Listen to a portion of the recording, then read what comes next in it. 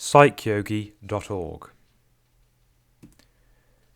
The following video is on schizophrenia, and any of the terms used, if you don't understand them, check the description. Hopefully there'll be a video in there which will explain them. If there's not, leave me a comment and I'll make the video for you.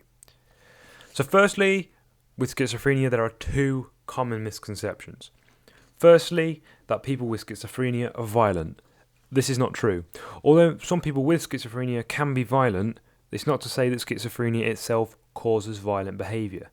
Many people are violent who aren't schizophrenic. Secondly, is that people with schizophrenia have a split personality and can change personalities and moods without their control. Again, this is not true and probably derived from the etymology of the word, from the modern Latin, which translates literally as splitting of the mind, which is itself from the Greek schizon, to split, and phren, which translates as either diaphragm, heart, or mind, so splitting of the mind. The uncontrollable changing of personalities is in fact an identified condition called dissociative identity disorder, which was originally called multiple personality disorder, and the uncontrollable changing of moods is called bipolar depression. However, although these conditions are separate from schizophrenia, it's important to note that they can occur alongside it. The term schizophrenia was first coined by Eugene Buehler in 1912 and was so termed because of the splitting of mental functions. Not the splitting of the mind, the splitting of mental functions. Dementia praecox, literally premature dementia, was the original term for schizophrenia because the condition is first noted in a person's teenage years and has similar symptoms to dementia. Dementia praecox was first used by Arnold Pick in 1891, and the term was popularised by Emil Kraepelin 1856 to 1926, before the term schizophrenia replaced dementia praecox. Now, this is a very general definition of schizophrenia. It's very hard to define abnormal conditions because they're not usually a definition, they are a collection of symptoms. But schizophrenia is a psychotic disorder in which the individual afflicted may have trouble perceiving reality accurately and may therefore behave abnormally. The common symptoms of schizophrenia are categorized into positive and negative symptoms. Positive symptoms are those symptoms which display the addition of a behaviour or mental function, and negative symptoms show the reverse, the absence of normal mental functions. So first, let's look at the positive symptoms. Hallucinations. The most common hallucination associated with schizophrenia are auditory hallucinations, in which typically the individual reports hearing voices in their head. One of the best explanations of this is that the schizophrenic brain has literally got cross wires and that the individual's thoughts are processed in a different way to normal thoughts, and they actually somehow interfere with the auditory cortexes in the brain, so that a thought actually appears to the brain as if it's actually a sound outside the brain. So like my voice now is interacting with your brain. It's going through your computer speakers into your ear canal, interacting with your eardrum, then that's being sent to your auditory cortexes, and then you're translating what I'm saying into thoughts. Whereas with the schizophrenic brain, one of the proposed theories is that the thoughts themselves of the schizophrenic, whether they're aware of them or not, can interfere and stimulate the auditory cortexes, so it sounds like they have voices in their head, which they don't. But they actually do because it's their thoughts, if that makes sense.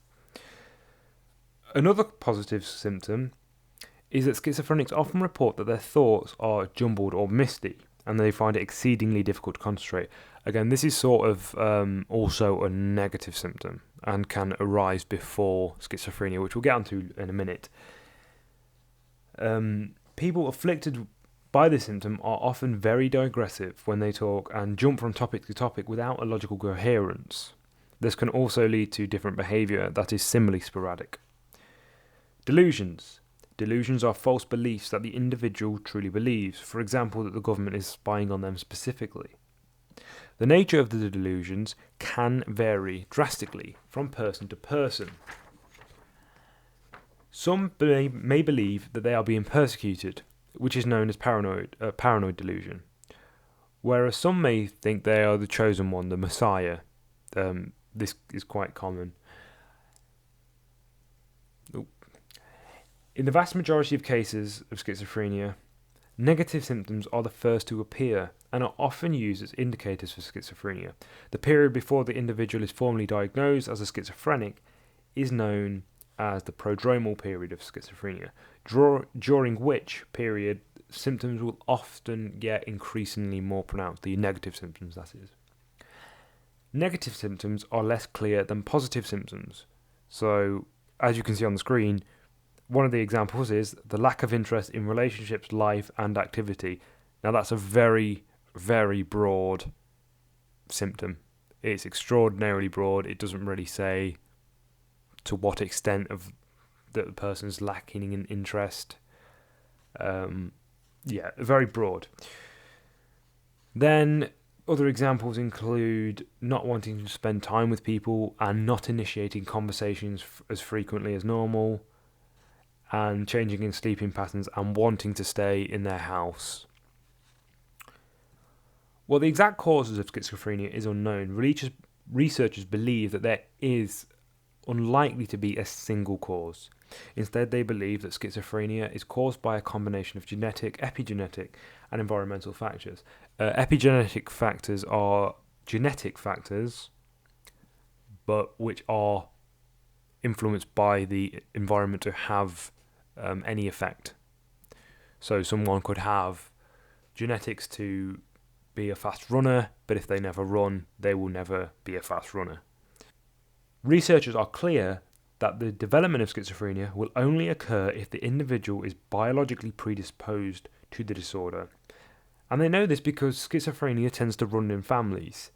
Twin studies, such as Gottesman and Shields 1972, suggest that if one twin has schizophrenia, there is a 50% chance that the other twin will also have schizophrenia.